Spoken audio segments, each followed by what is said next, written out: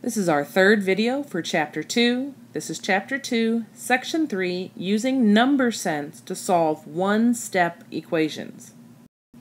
What you'll learn in this video is to use mental math to estimate and to solve problems. Remember to look for numbers that are easy to combine or that will combine to make a 10. You have 3 vocabulary terms for this video. They are equation, open sentence, and solution. Be sure to label it as vocabulary or terms in your notebook and pause the video when you see them and write down the definition.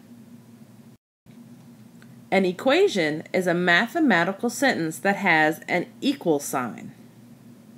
An equation is like a balanced scale. To be in balance, a scale must have weights with the same total on each side. So a true equation has an equal value on each side of the equal sign. So 8 plus 4 is 12, and 3 times 4 is 12. So this equation is true because 12 equals 12. If each side of the equation does not have the same value, the equation is false, and you use the equal sign with a slash through it to indicate that an equation is false. Now let's look at an example of true equations and false equations. So we want to see, is the equation 6 plus 13 equals 18 true or false? So first we're going to write our equation. 6 plus 13 is equal to, with a question mark, 18, because we don't know if it's true or not. So we have 16 plus 13 gets us to 19. So 19 and 18 are not equal, so this equation is not true. So we would have 19 is not equal to 18. So our equation is false. Pause the video and do these quick checks in your notebook. Be sure to label the section as quick check or exercises, number the problems, and show all your work. Be sure to state whether they are true or false. Now, an equation with one or more variable is an open sentence. So one or more. A solution of an equation is the value of the variable that makes the equation true. For example, x minus 15 equals 12 is an open sentence. Since 27 minus 15 equals 12, the value 12 is the solution for x minus 15 equals 12. You can use mental math to find the solutions of some equations. So let's walk through that open sentence one more time. So if we have x minus 15 equals 12, we're trying to figure out what do I need to fill into this equation to make it true. So how do I get from 12 to 15? Alright, well if I'm just going to add those two together to figure out what my blank should be.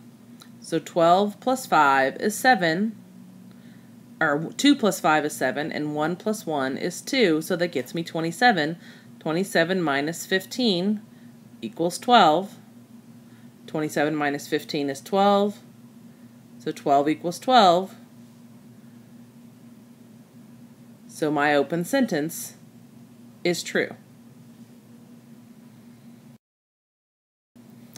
Let's look at an example of using mental math. So let's say, how many baseball cards do you need to add to the 14 cards you already have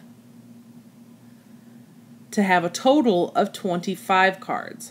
Solve the equation n plus 14 equals 25, which models this situation.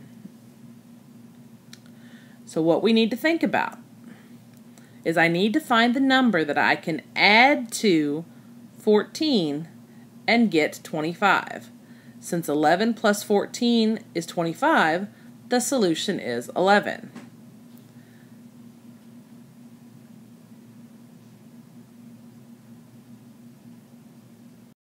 Pause the video and do these in your notebook. Be sure to number the problems and show all your work.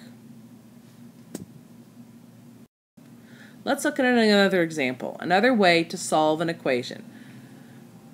So we've looked at mental math, now we're going to look at guess, check, and revise. For guess, check, and revise, we start with estimation. So we're going to use the strategy guess, check, and revise to solve n minus 43 equals 19. So first we're going to estimate. To estimate, we're going to round the numbers to get a good starting point. So our n will stay the same. So n minus 43 equals 19, so we'll round.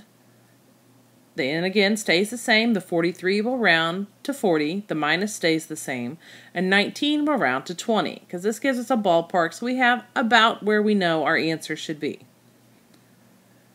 So, using mental math, I know 60 minus 40 gets me 20, so that n has to be close to 60. So then you can try substituting 60 for n in the equation. So 60 minus 43, well, that gets me 17. 17 is too low. I'm looking for 19. So obviously 60 doesn't work, but I'm close.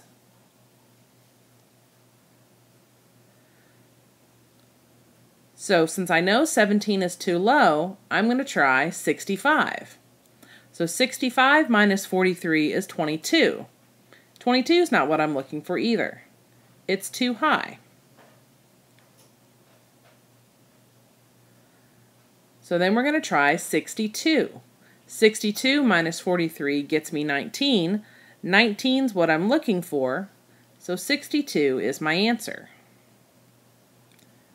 So since 62 minus 43 equals 19 is true, the solution to n minus 43 equals 19 is 62.